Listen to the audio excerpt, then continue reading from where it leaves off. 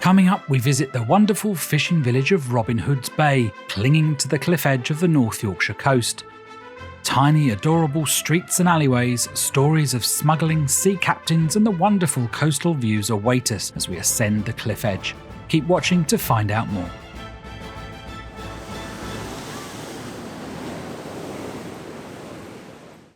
Robin Hood's Bay is situated just 6 miles southeast of Whitby and is a charming and quirky fishing village to visit. It's on the Cinder Trail that we showed you in our last video of Whitby, so you could walk here in under 2 hours. We parked at the top of the village. It's very popular, and coming late afternoon we were fortunate to get a space. Parking was £3.30 for 2 hours.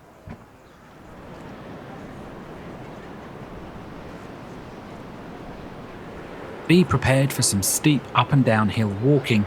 The village is tucked away in the side of the coastal cliffs. Slow and steady wins the race.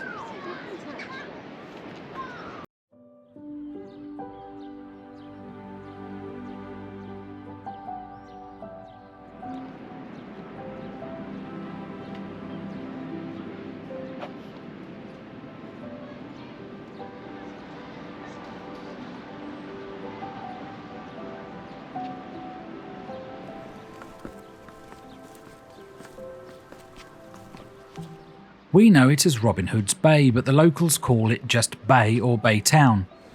Legend has it that the famous outlaw Robin Hood thwarted an attack by French pirates to pillage the fishermen's boats along the coast, returning the loot to the poor people of the village.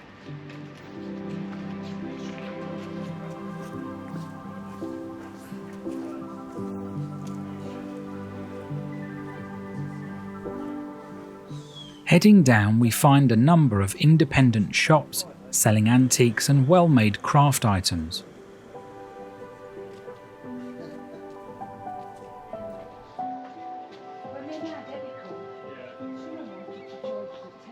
The sign informs us that the cast iron water fountain that once provided all the drinking water for the village was replaced with a similar example in 2016.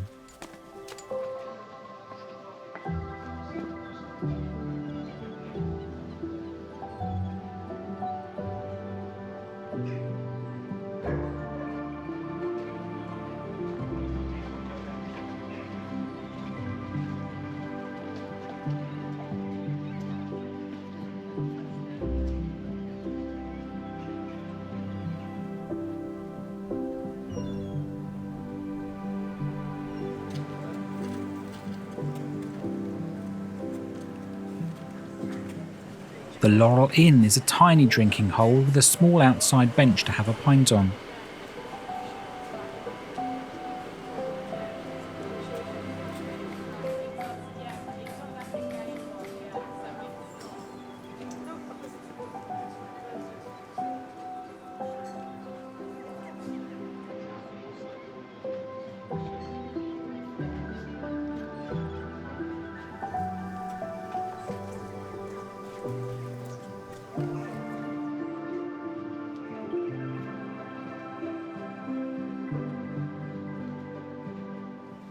This building, Beckfield, was the old police station that opened at the time the railways arrived in 1885. Notice the mouse on the post, the signature of Yorkshire furniture maker Robert Mousey Thompson. I've no idea why it's on the gatepost.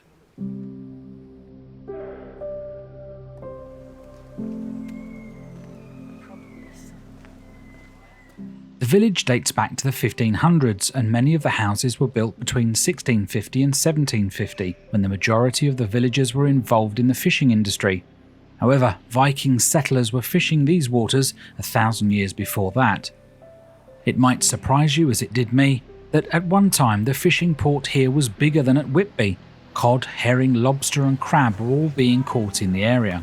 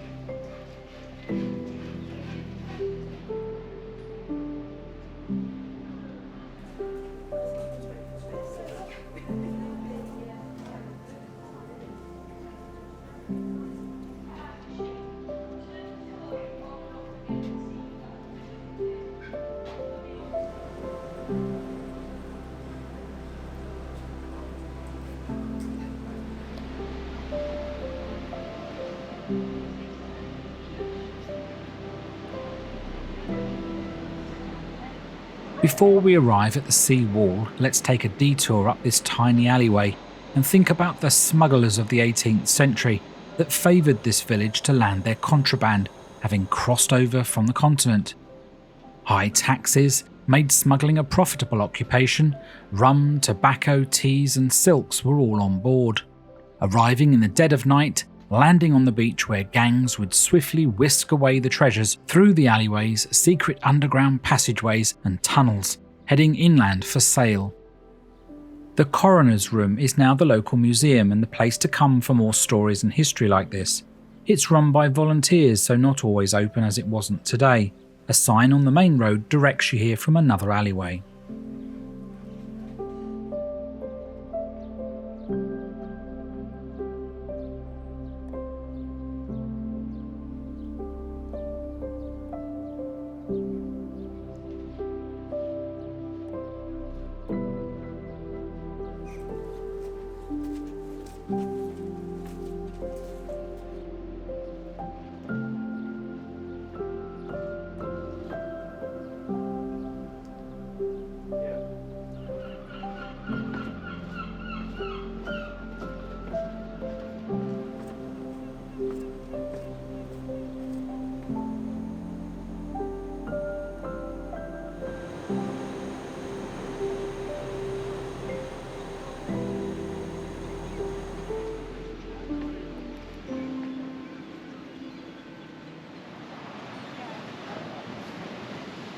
At the sea wall is a small dock for launching boats and for walking down onto the beach.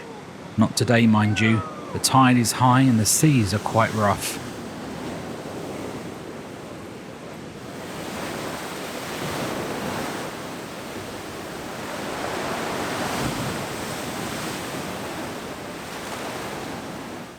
The Bay Hotel on the seawall is a nice pub, hotel and restaurant, offering fabulous sea view rooms. Interestingly, the coast-to-coast walk from St Bees in Cumbria ends here in the bay. 192 miles of walking paths across the country. Opposite is the old Coast Guard Museum, full of nautical tales and history of the sea and coast around the bay. Some steps to the left point us to the beach and the quarterdeck.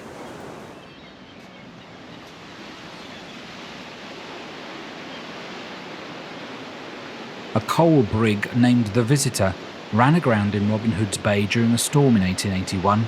Snow was 8 feet deep and none of the boats in the bay were good enough to help with the rescue. The Whitby lifeboat was deployed, however the storm stopped it from getting down the coast. Horses and the men pulled the boat along the cliffs with volunteers digging out the snow on the way. They miraculously managed to cover the 6 miles in just over 3 hours, launching the boat for a second time in the bay and rescuing the crew of the Visitor.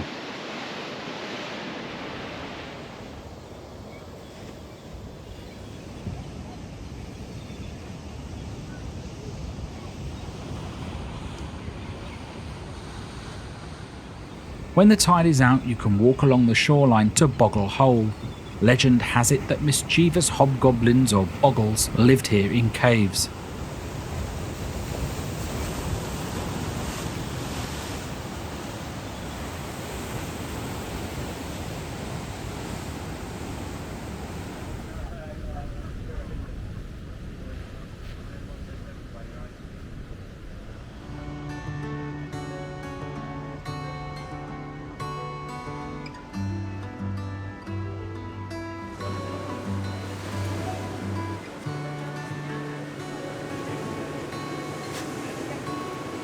Let's continue our walk up King Street to the seawall mosaics and for more views of the coastline, which is taking a bit of a battering this afternoon.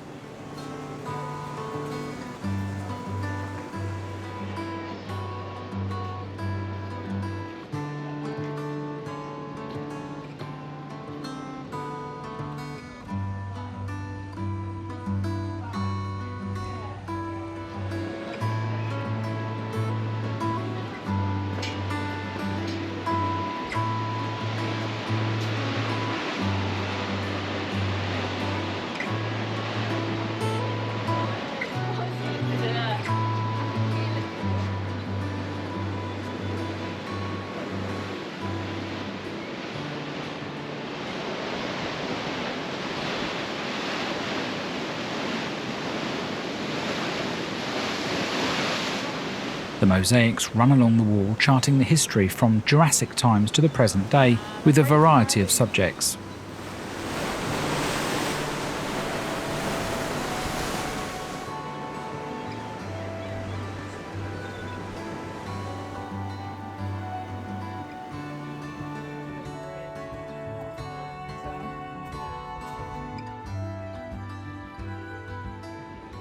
We are now cutting across many of the alleyways and lanes, enjoying the cottages and scenery as we make our way back to the top of the village.